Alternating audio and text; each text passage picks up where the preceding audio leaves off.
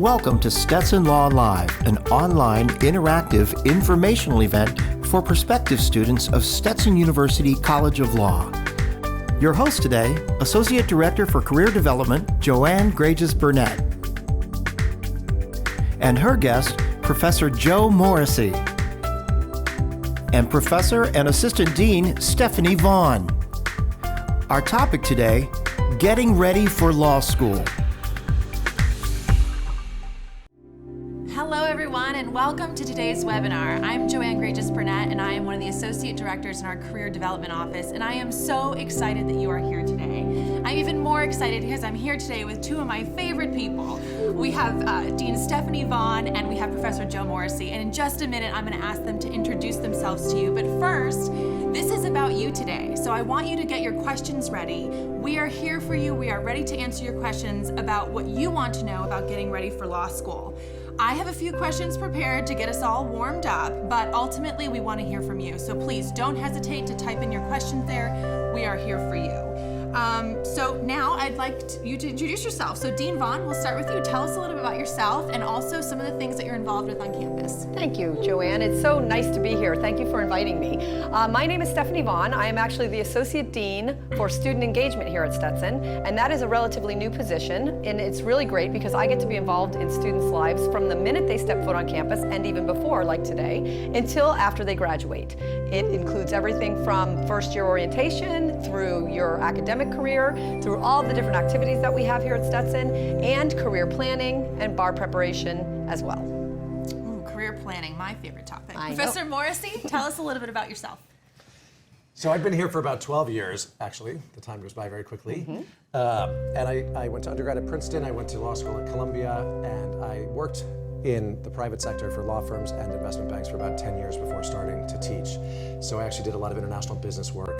I was actually located in places like Tashkent, Uzbekistan, Geneva, Switzerland, with bosses in London, lots of time in Moscow. So I had a really exciting law career, but really had always adjuncted a little bit or taught a little bit and loved that aspect of my professional life and was able to segue into that full time, and I've been teaching ever since. So I love Stetson. Here at Stetson, I teach for first year's contracts in the fall. I will have a third of the day students this fall for contracts. I just got out of my constitutional law class, which is also for first years in their second semester. We had a riveting conversation today about race, gender, and the Equal Protection Clause.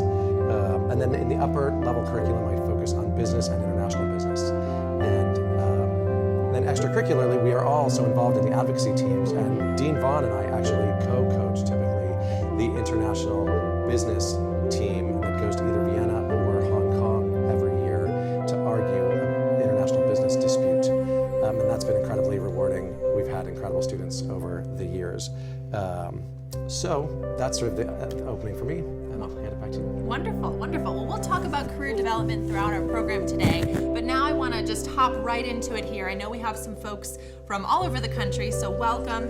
My first question is, as incoming law students, what should our viewers be thinking about, and what sort of things should they be doing between now and when they get ready for law school and coming on campus in August? What sort of things would you recommend that they do? Well, I would say basically just take a break. You're going to be embarking on something that's going to be taking most of your time, like a full-time job, and you want to prepare for it. You don't need to get stressed out. You don't need to be worried about anything. We are actually here for you. If you have questions, you can ask any one of us. You can find us on your website. But I would say take a nice break. Finish with undergrad, congratulations. And those of you who are starting the part-time program, maybe get your ducks in a row at work, because it's going to change your life pretty significantly. Professor Morrissey, any other tips? So we are always of like mind. We're Yes, we are. Simpatico, Dean Vaughn and so I would echo the same thing. We've had this question for years now. Students always say, well, can I just go ahead and get the books early and start reading? That will make it is logical, right, that might make your life easier when you get here, but it's actually not feasible. When you start law school, we coach you through the ability to read and digest case law. That's not something that's easy to do on your own. It's not impossible. I guess Abraham Lincoln did it, right? It could be done, but it's much easier to do it in the context of our program. And so it's much better, as Dean Vaughn says, to take a break, do some traveling, catch up on some pleasure reading, or do things that you've been putting off. And when you get here, just be ready to fully engage. Because not only is the academic program rigorous, but there are so many extracurricular activities and programs that you'll want to be involved involved with, that the time commitment once you hit the ground here should really be significant. Yeah. So get your rest. Yes. And come ready to go. I'm inclined to agree. Take some time, decompress, get ready for this new adventure that you're going to embark on with all of us here at Stetson.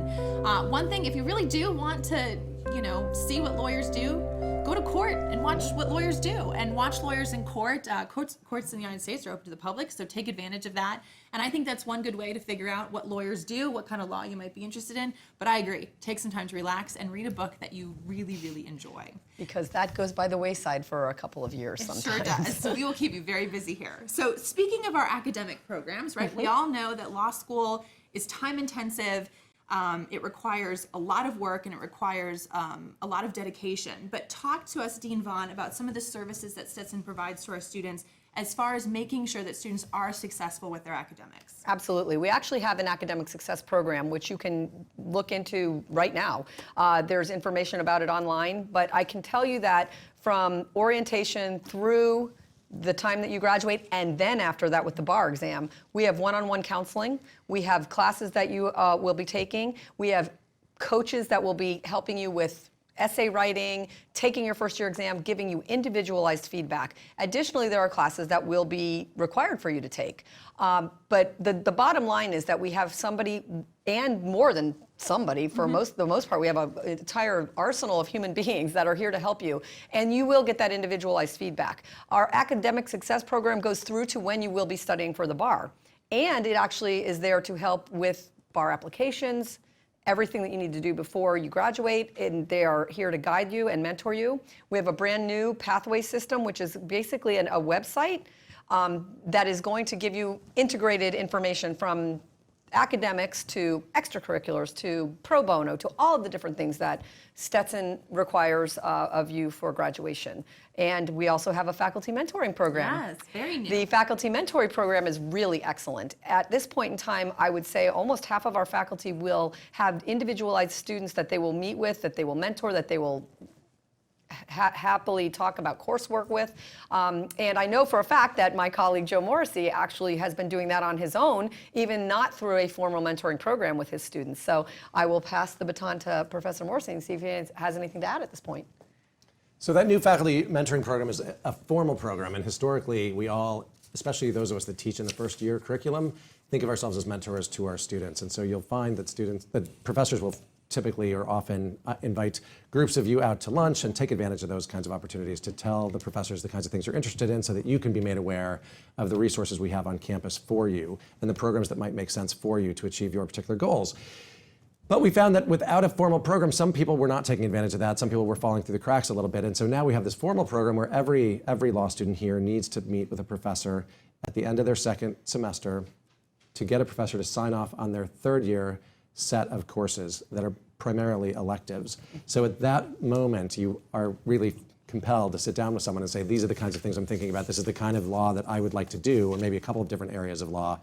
Can you help me design a program over the next couple of years and think about things that are both in class and out of class that will help me get to where I want to go, which has been really helpful. And actually the response that I got from my group of 8, who I met with individually, and that's about the number that the professors participating have, has been really positive. Some of them really know what they want to do, and we haven't made any tweaks, and some of them were really thrilled to learn about some of the programs we have that they were not as familiar with. And I can say, in addition to working in the Career Development Office, I'm also an alumna of the College of Law, as is Dean Vaughn. And I'm sure she would agree that our faculty members are amazing and are always willing to work with our students inside and outside of class. So do take advantage of the relationships that you can build with faculty members here on campus. And that is one thing I do want to add, though. It is very unique here at Stetson. I mean, we have an Opendoor Policy. All of the faculty members know their students. People are welcome to come in. We have office hours posted, but quite often, even if you're not in office hours, if you're in your office, a student will come in with questions about the course or about what their trajectory is for their career or anything for that matter. I actually started out and continue in the legal writing department, and we are sort of the first people that will be interacting with students and giving grades back right away and giving feedback, and it's individualized feedback from the very minute that you step into that class. Wonderful. Well, we have a couple of questions, so I want to get to those. One student asked that we've heard that the Office of Academic Success will grade practice exams. Is that true? I would imagine that depends on the professor, but do any of you want to add? Well, the actual people in that department will grade practice exams. Wonderful. Now, it's not the professor that gave the exam, but what they'll do is they'll look over the answers that you have prepared, and they will give you individualized feedback on that. Yes, that is true. Wonderful. And then another question is how we get more information about the faculty mentoring program. I'm imagining a lot of that information will come through your first year classes. Absolutely. Yeah. In fact, I think that I'm quite sure that it's on the website somewhere, but if you want more in-depth information, I mean, I'm sure Professor Morrissey can give you a little bit of information on that, but the professor that basically spearheaded that is Professor Mark Bauer. Yes. I would almost bet that if you wrote to Mark Bauer directly, he would love to give you a little bit more information on it. Wonderful. Yeah. I would just add that formal mentoring that we're talking about is something that kicks in at the end of second semester, right. really, or the middle of second semester. Right. So it's nothing to really worry about when you first get here. It will be rolled out and you will be made 100% clear as to sort of who your mentor is and how that works. It actually is random assignments, so we do that intentionally. Yeah. And so there's not a lot for you to do other than essentially be notified at a certain point that this is who you need to meet with, and they'll contact you and you meet with them and you go from there. Perfect. Well, I want to get back to Professor Morrissey. I want to ask you about the Socratic Method. You hear a lot about that in law school, so can you tell our viewers what the Socratic Method is and why is it important to law students? It's brutal. I was just going to say, I was thinking he would give you the Socratic Method there. Well, what do you mean by that? Yeah, that's a perfect idea. See, what do you think? Historically, right, dating back to the Paper Chase movie, people have seen images of a law school classroom where there's a very intimidating figure at the head of the class who says, here's a dime, right? Call your mother and have her pick you up because you haven't been able to answer my questions correctly or whatever.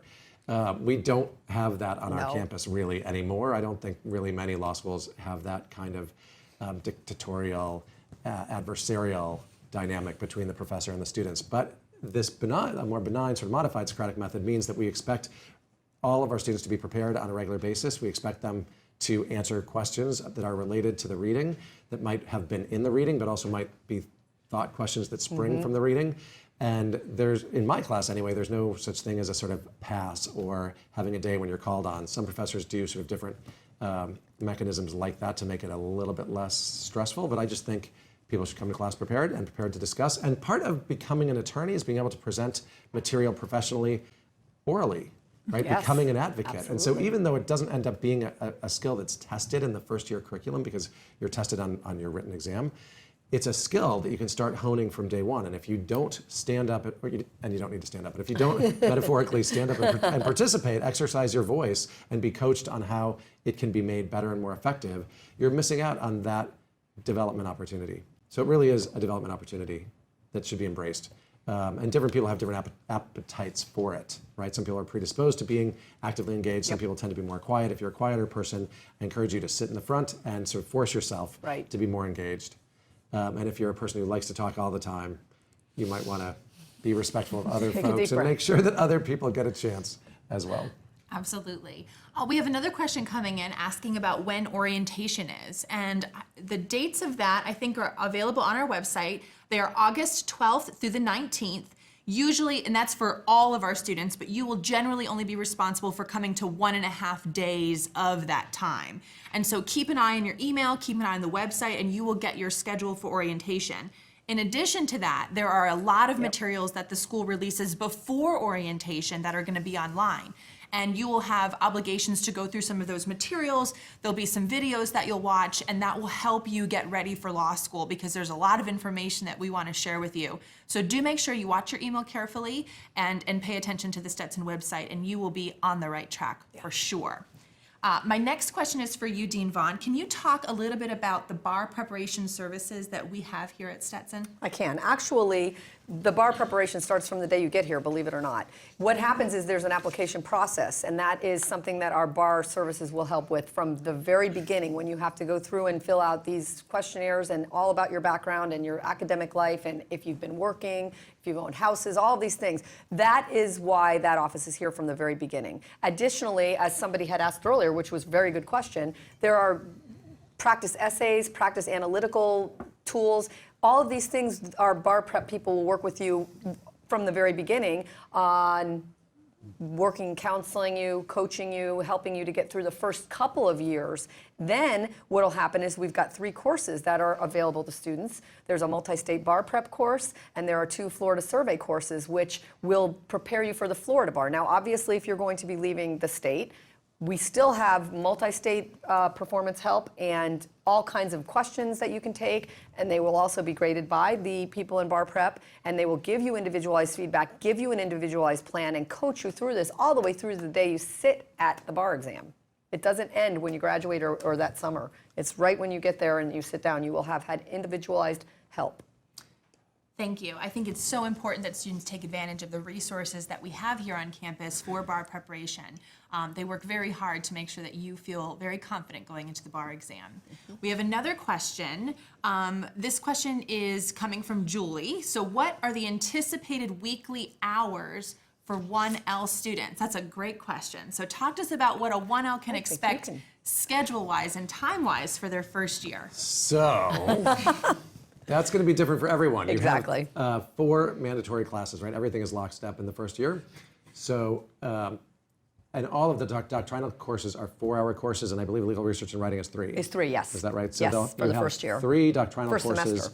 that are 4 hours apiece, including my contracts. So that's 12 hours of class, actually, per week for the doctrinal classes, and then another 3 for writing. So that's 15 hours in class, which compared to a college program is probably pretty similar. Right. But it's not a full-time job, right? So we are expecting you, obviously, to spend plenty of time preparing outside of class. And for a typical doctrinal class, like I'll just speak to my contracts class, I would have about 50 or 60 pages of reading a week. That's going to be different for everybody in terms of how much time it takes you to feel comfortable with that material. I think someone might be able to do it in sort of 2 or 3 hours per class session, right? So maybe 4 to 6 hours in addition to your time in class.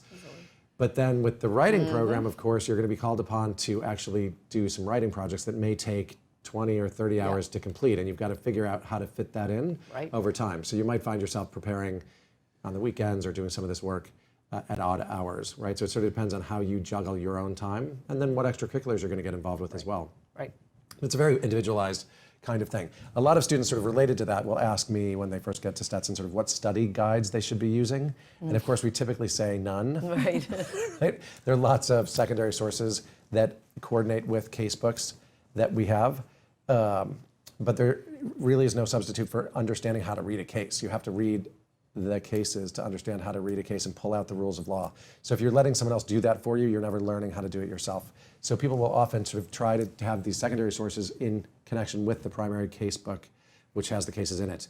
And I think you're sort of spinning your wheels if you do that. I always tell my students to focus on what we've given you to read, and then be sure that when we discuss it in class, you understand it. And if you do that, I don't think it's overwhelming. I think it's very manageable, and there's plenty of time to do other things. Go to the gym, play sports, be involved in extracurriculars. We've got a great pool on campus. Sure do. There are people out in it today. I believe it. It's a perfect day here in Florida. It's a great day to go to the beach. Yeah. Absolutely. Dean Vaughn, anything to add to that about how to prepare for a first-year schedule? So the Professor Morrissey brought up the writing component. Now, it is much different than the doctrinal courses in that many of the doctrinal courses, all you will have is a final exam. Some of them give midterms and then feedback and things like that, but for the most part, you're in class, you're reading the assignments like Professor Morrissey talked about. With regard to the writing course, you're starting to write and turn in projects from the very first week of school. The other thing I wanted to add is, although you are not really given an exam on an oral argument or an oral presentation, in many of the legal writing classes, if not all of them, there is a oral report to the partner. So you do actually have to go in and present a case to the professor and get feedback on that. So in the writing classes, even though they're called legal research and writing, especially at Stetson, because it's very advocacy focused, we get you on your feet and doing presentations orally from the very beginning. Absolutely. And some of the best advice I got from Vaughn was to just treat it like a job. Treat school like a full-time job. And if you do that and you work really hard on time management and staying organized, you're going to be just fine. And if you find that you need resources on campus to assist you, we're all here to help. So take advantage of those for sure. I have a couple of questions come in, so I want to get to those. So this question is, if we each had to recommend 1 or 2 books to read prior to law school, what would they be? Whether it is a book that will help us in law school or through life. Anyone want to start? There's we put the ones that jump to mind immediately, I'm sure we're both going to say. I mean, To Kill a Mockingbird is very, very, historic. Clearly a book that lawyers should read. But I'm going to give you another one that I was actually aware of these questions, and I asked my teaching assistant and a couple of the students that I saw today, and a couple of them recommended one called Getting to Maybe. Oh, that's a good one. And this book is written by Richard Fischel, and he actually discusses things that have helped students prepare for taking written exams. So I think that if you're looking for a book that you really want to focus on law school, or at least anticipating a law school exam, Getting to Maybe is a good one as well. So I would just add, it's Kristen Adams authored a book. She that did, was the yes. book I was going to say. She Yes. did. On One of sort our of professors. preparing The for practice law of school. law school. The practice of law school. So There I'm you going go. to give a plug to Kristen Adams, Yes, Professor Adams. Professor Adams. In that particular book. Otherwise, beyond that, I think our earlier advice, which is to relax Yes, and exactly. do some fun, sort of candy light reading, might be a nice way to sort of just come ready with an appetite to work hard.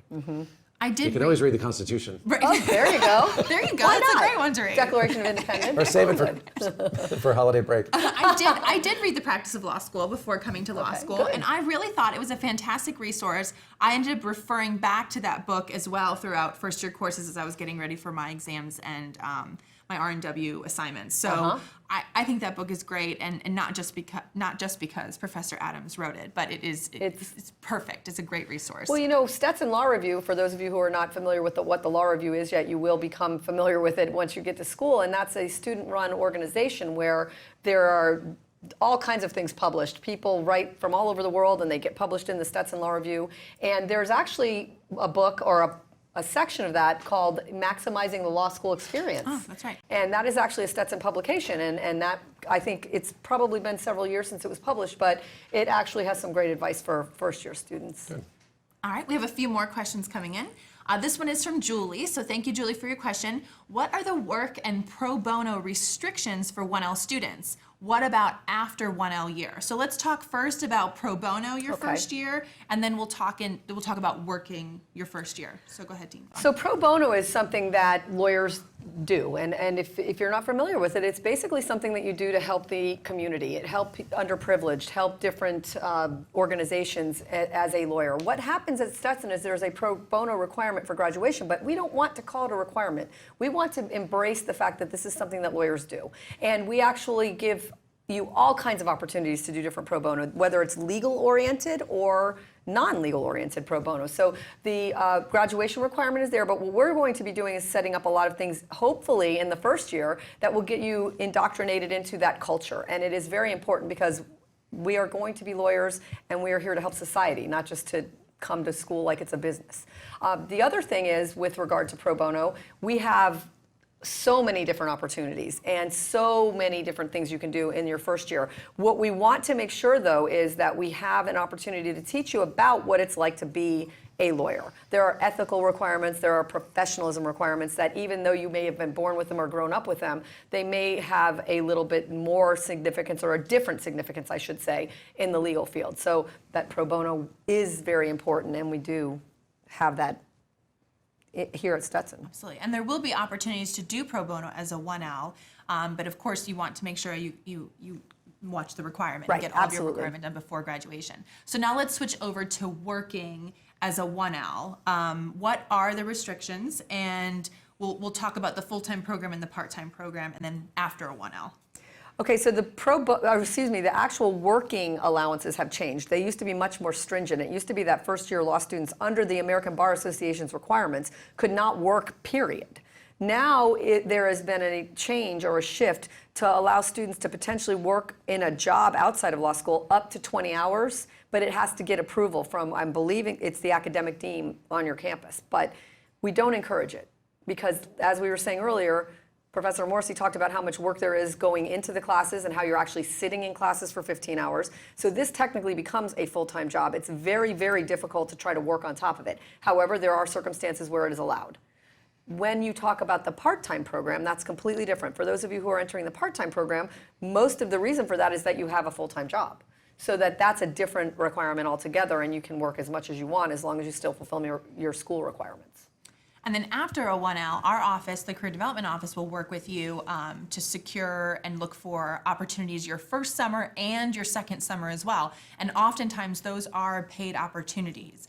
And sometimes those will carry through your third year of law school, and then hopefully right after graduation, and you'll end up securing your full-time position after graduation. So our office has a lot of resources to help students find those opportunities while they're in school. We have a system called Simplicity, which you will become very familiar with when you get on campus, and that is where we post all of our jobs, and it also is how we administer our on-campus recruiting program, which is the program that allows firms to come on campus to meet you. And it's a really robust program here at Stetson. We're very proud of it. We have firms on campus all the time. It's very exciting. We have firms, nonprofits, government organizations, business employers, a variety of employers, all of them wanting to meet our students. So you will learn a lot more about the on-campus recruiting program as you come to Stetson. And so we encourage you to always watch your emails, pay attention to the announcements. You don't want to miss anything.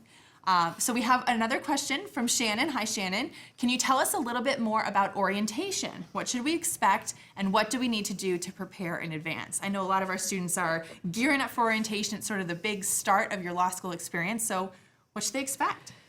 Well, you get a lot thrown at you at orientation. That's why it's wonderful that we have these pre-orientation orientations that you are going to be watching over the summer. So you'll get a lot of information that way, and you'll receive the information in a lot of different ways.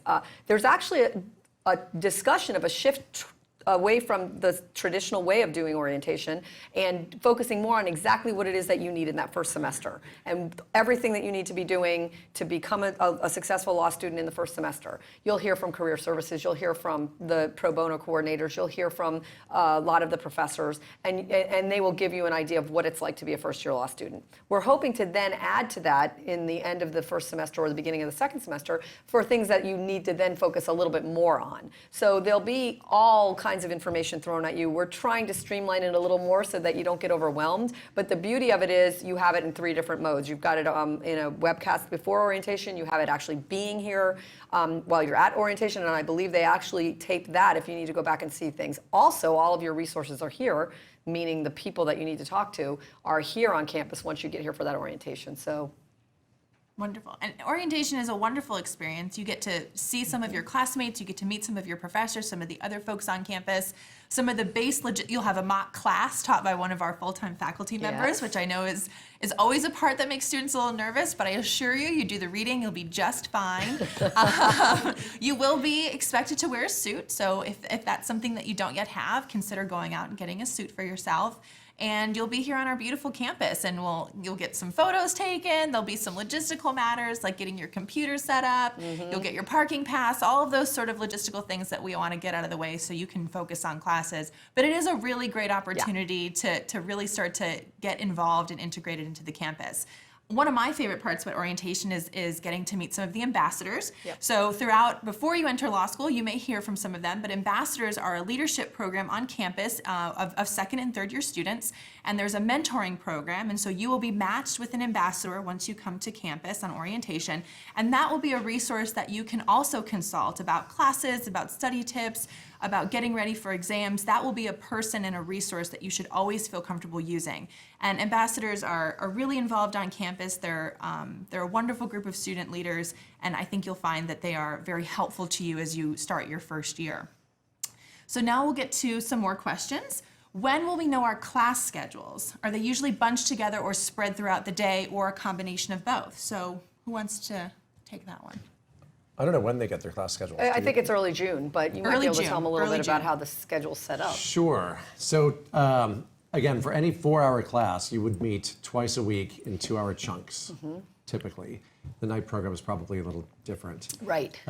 So I think my contracts class meets on Wednesdays and Fridays from sort of 12 to noon, something like that. So you'll have 3 doctrinal classes that meet like that, and then your writing class will meet in 2 chunks also. Yes, for an just hour a little and half shorter. Each time. Right. So it's very manageable. I don't think you have more than 2 classes in any one day. Normally you don't. Probably like a 2-hour chunk in the morning and maybe a 2-hour chunk in the afternoon, and some days you won't have anything in the afternoon. Like Friday afternoons, I don't think there's anything scheduled. Not usually first years.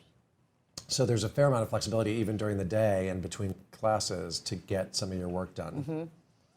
Absolutely. And your first year schedule is set. You'll probably have 3 sections. So your entire first year class will be broken up into 3 groups, and you'll be with that section throughout the day. And then I think the R&W classes now are a little bit different. Can you talk a little bit about They are a those? little bit different. Well, what happens in the first semester of research and writing classes is there's actually more of them. Since we're doing the feedback throughout the entire semester, our classes are smaller. So Professor Morrissey might have 60 to 80 people in a class, depending on how large the class is. And we, in research and writing, will have anywhere from 25 to 40, depending on how large the class is as well. So it is something that you will, you'll basically be getting feedback immediately, which is why we have smaller sections. Very good. So another question that I want to make sure I get to all of them. Yeah. Good. When will we know which section we are in? I'm assuming that's in June when I they get their believe so. schedules come out. So early June, you will know. So if you have Professor Morrissey, you'll be in section 2, hypothetically. And anyone else who has Professor Morrissey is, of course, also in your section. So throughout orientation, you'll get to know who is in your section. I believe orientation is sort of broken up, so you'll meet people from other sections as well. So you'll have the opportunity to not just hang out with section 2, but enjoy the rest of your classmates as well. Another question, are we paired with an ambassador who shares our interests? If, for example, if I'm interested in elder law, or is it random? I think that depends on the class and on the orientation schedule, and also on the ambassador leadership. So I think that they will work really hard to make sure that you have an ambassador that you can connect with. However, if you, for example, are really interested in elder law and you have an ambassador who's interested in criminal law, ask that ambassador if they can introduce you to an ambassador who's interested in elder law, and they would be absolutely happy to do that. They know each other very well and are happy to connect you to the resources on campus, whether that be students or our fantastic elder law faculty members as well. So don't be shy about asking to connect with someone who shares your interests. That's what we're all here for. Another question, are there tools or guidance on outlining or resources on campus to help us find the note-taking strategies that work best for us? That's a great question. That is a great question, and it goes right back to Academic Success Program. The individuals that are involved in the Academic Success Program can answer all of these questions. They can give you guidelines. They can help you, point you in the right direction. So yes, there are absolutely people. I believe individual professors probably have great advice on that as well if you're in their classes. I don't know if Professor Morrissey wants to comment on that. Sure. Part of the first year program, we are very explicit about this. We're not only teaching our doctrine, but we're teaching you partly the legal method, right? So how to read the cases, how to pull from the cases what you need to pull. So that in part means briefing a case, which means essentially pulling out what the issue was, what the rule of law was, and how it was applied in that particular case. And we'll work with you to do that. I, for example, will have you turn in briefs of cases and we'll give you feedback. So that's not exactly necessarily your note-taking in its entirety, but it's a large chunk of it, and it is different than what you've been doing in undergrad or high school. So you'll get that, the short answer is you'll get that in class, and if you feel like that's not enough, you can go to the academic support folks for more sessions. And in your pre-orientation materials, you'll also hear about the Myers-Briggs Type Indicator, which is a self-assessment tool that we use here on campus. And that's another resource to use and take advantage of to learn a little bit more about yourself and hopefully identify some strategies that you can apply to your law school studies as well. So again, keep an eye on those materials before orientation. I love this group. We have so many good questions coming in. So we have another question. Is it possible for part-time students with work flexibility, who are for maybe self-employed, to take some classes during the day or pursue a concentration? The answer is absolutely yes. This is a great question. And the reason it's a great question is layered.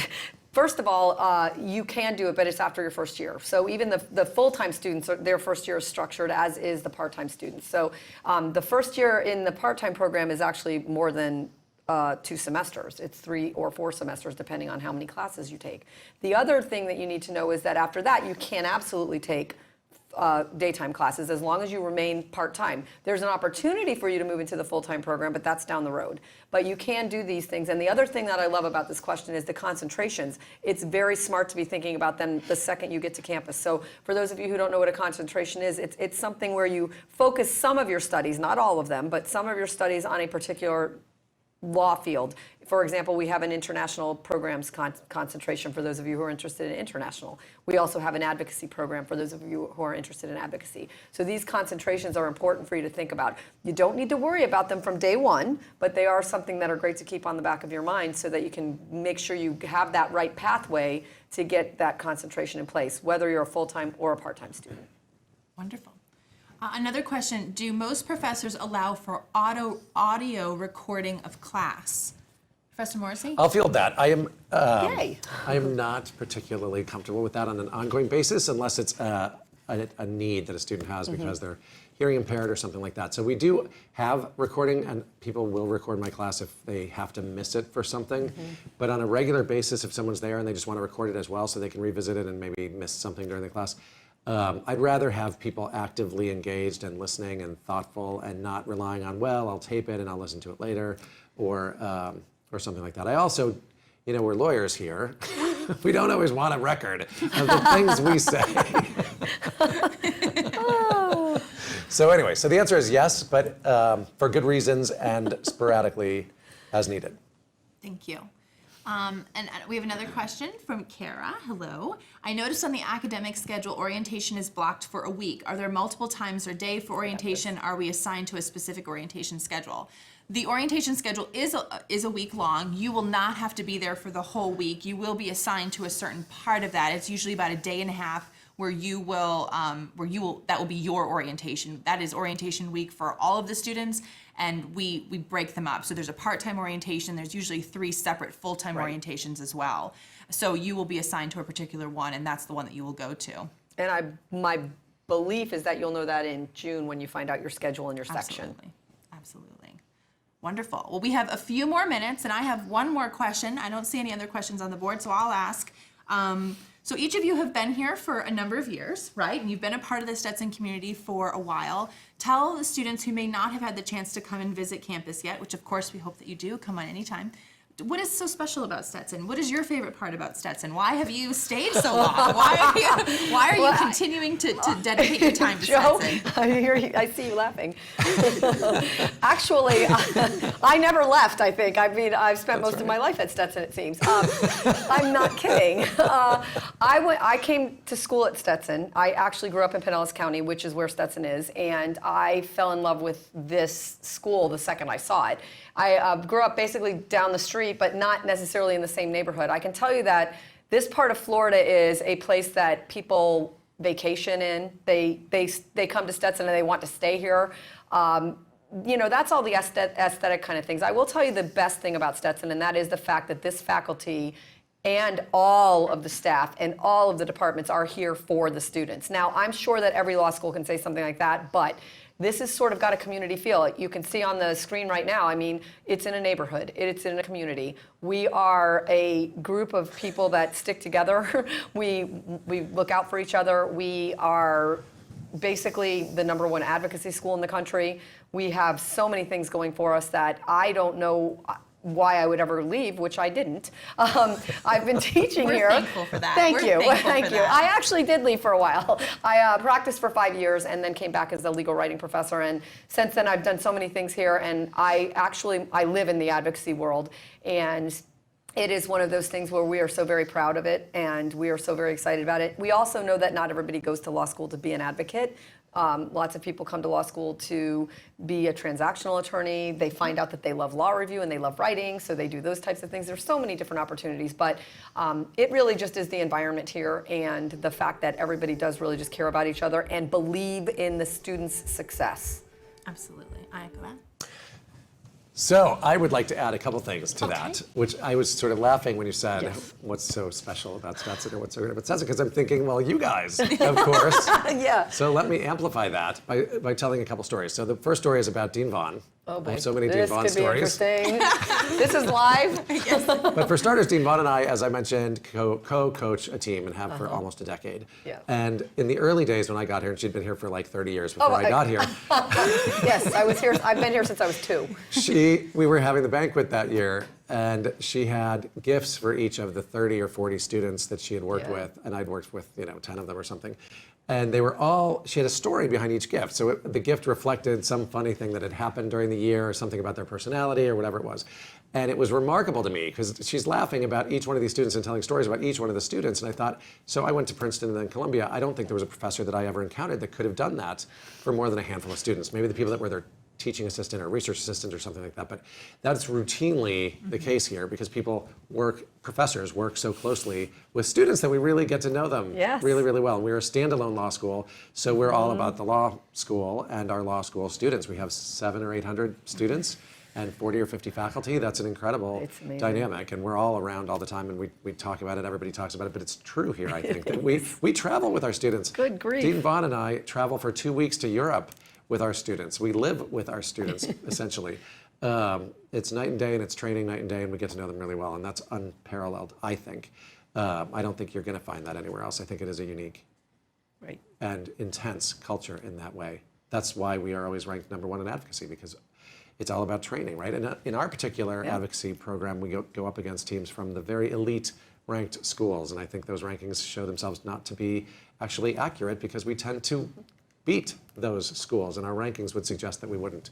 But our preparation, our training, and our intensity with our students is what makes them the best, really, literally the best. So that's my story about Dean Vaughn. Then there's my story about Joann. Oh, yay! Which is that we just heard the career statistics, and they're stunning. They're love it. Stunning, and statistics are funny, and if I try to quote them, I will get them wrong.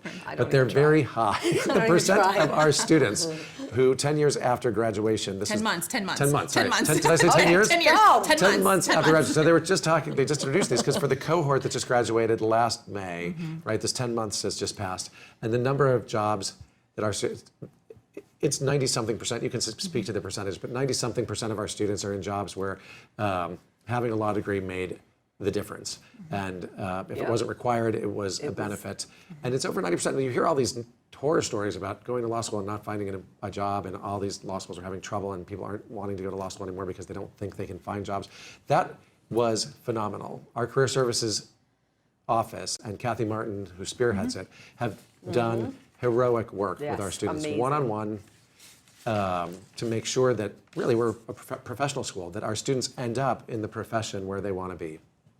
And we're very proud of our students, we're very proud of our graduates, and we work with students no matter what it is that you want to do. We recognize that people come to law school for so many different reasons, and we love working with students. We want to work with you pretty early on the journey, so don't hide from us. We will find you, and we want to learn what it is that makes you come to law school, that drives you here. And so we work very closely with you. Our entire team will. You can work with anyone in our office. You're really not assigned to a specific person. Really anywhere other than a faculty mentor your first year. And we want to help you build a strategy so that we can continue to have such great employment numbers. And all of those employment numbers, so that you can review them, they're available on our website. Every law school must post their employment numbers. And so we encourage you to take a look at those. We are very proud of our graduates, and we know that this class coming in August will be just as shining. So we're really looking forward to meeting with you. I have one last question, and then we will close it out. Can the 1Ls watch the trial advocacy teams or be involved in any of the competition preparation? Yes. I love that question. Absolutely. Go ahead. Absolutely, yes. You can go in and watch. We have teams that are across the board. We have trial teams. We have moot court teams. We have we changed the name. ADR used to be ADR. Now it's dispute resolution. So that comes in with mediations and arbitrations and all kinds of things. And they love an audience. So you are more than welcome to watch. And it's one of the best ways to learn is to see what people are doing and to understand what goes well and what may not go so well. You hear the critiques that they'll get from their coaches or the outside judges. It's really awesome. There are opportunities for first-year students to do opening statement competition, closing argument competition. I believe there's even a directed verdict or a directed examination, not cross-exam, direct. And then moot court. In your 2L, in your second semester in research and writing, you actually stand up and do an argument like you would in a moot court competition, which is akin to something before a state Supreme Court or the U.S. Supreme Court, depending. there are so many opportunities to support our advocacy teams, to watch them, and then once you're an alumni, to come back and hopefully, judge practices or help judge. So we will want you the whole time. We don't let go once you graduate. You're a part of us forever. So I want to thank you all for joining us today. If we didn't get a chance to answer your question, or you have more questions, please never hesitate to contact the admissions office. They'll direct you to anyone on campus. We look forward to having you in August. Thank you for watching Stetson Law Live. For more information, send us an email or give us a call. For your convenience, our contact information will remain on screen for the next few minutes. Be sure to check our homepage often for news, information, and updates. Thanks again. We look forward to hearing from you soon.